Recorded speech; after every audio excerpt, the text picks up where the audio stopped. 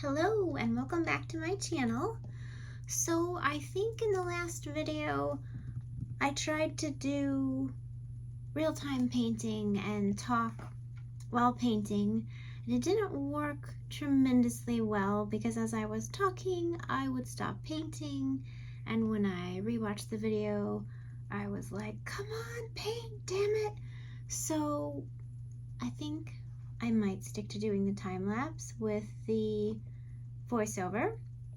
And anyways, that's what I'm going to try here today and see how it goes. I was thinking I might share 2 time-lapse videos with you of 2 recent paintings that are very sort of different subject matter, so that I can talk about them and compare them and see what you think. So here we go. Let's get into it. So this is painting number 1. It is called Castle Siege. It is what I am now referring to as part of my Catastrophic Cityscape series. So I don't know if you just noticed, but I had some little round objects that I used to create this circular shapes. Whenever I do a painting like this, I've discovered it's much better to have something to make my circles be as round as possible. I don't bother with rulers and straight lines, but I think perfect circles are essential. So anyways, this is a city. This is a castle that is being sieged by the water, waves all around. There's also a big mushroom cloud coming out through the back or the middle of the castle. I don't know how easy it is to spot, or if it's too subtle, or I don't know. I'm always curious how people react to this kind of painting that I do, because I was trying to explain before when I was also trying to talk and paint, and I showed off the paintings of the Ukraine series where there's the big clouds and there's the flames and there's tanks and there's all of this destruction going on, but then it's handled in a somewhat whimsical way.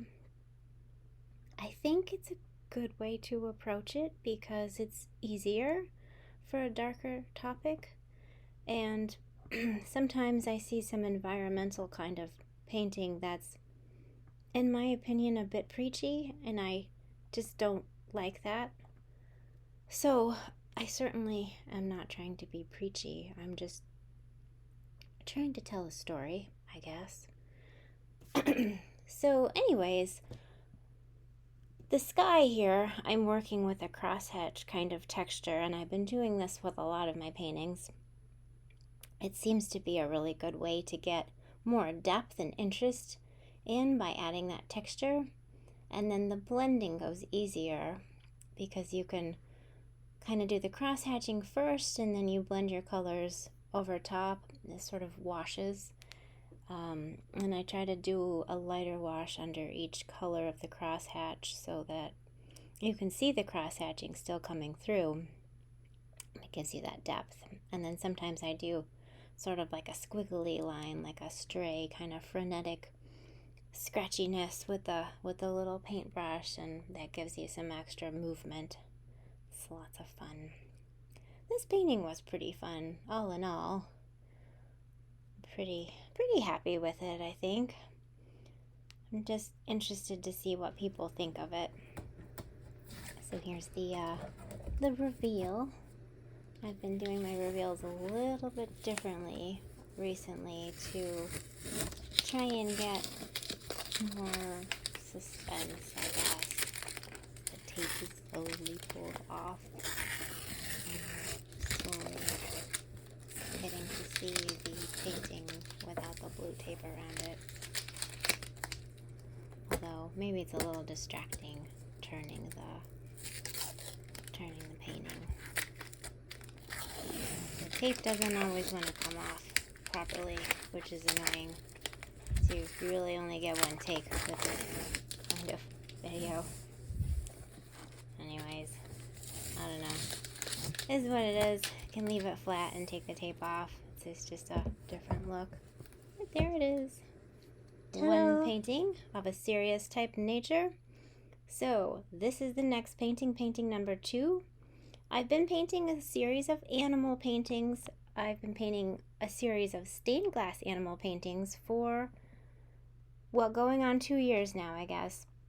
I did a whole bunch more stained glass animals at the beginning of the summer, or it was in the spring, I guess, leading up to the summer, or leading up to sort of the art fair season.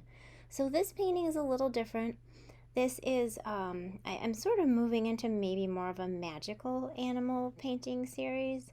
I'm not quite sure yet. We're kind of gonna see where this leads, but I did one frog sitting on a toadstool with a little dragonfly in the background, some moss and some mushrooms, and then the background, when I did the background, I decided to do sort of a mystical, magical, colorful background. I had been meaning to do a plain background, and then when they changed it up, it's really changed the mood of the painting.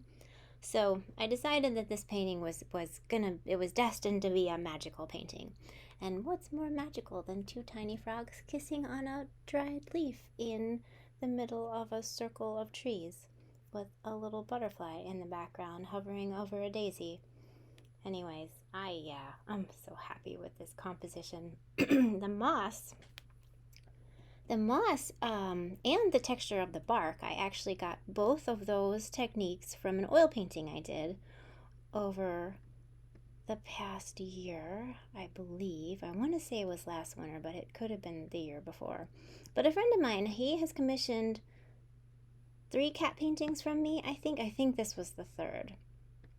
And I actually hadn't done any oils for a while, but he paid well. So he said, if you're willing to put your oil studio back together, I've got a job for you. So yeah, I put my oil studio back together and I did the job. And I did this tree with this bark, and I did some moss in the foreground, and I hadn't really done either of those things, and I was so happy with how they came out. So I did the tree bark and the moss textures here, and I was pretty happy with how they came out too.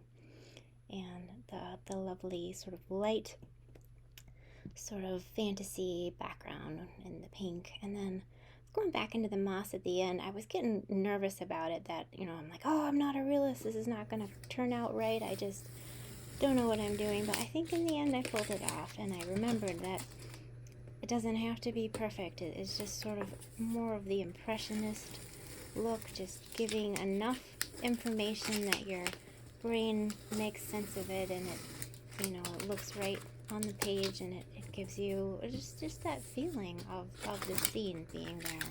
So yeah, that's what I did, and I'm pretty happy with it. It's a really different feeling than the Castle Siege painting. So anyways, 2 very different paintings, 2 different subjects. Let me know what you think. I'm interested to know.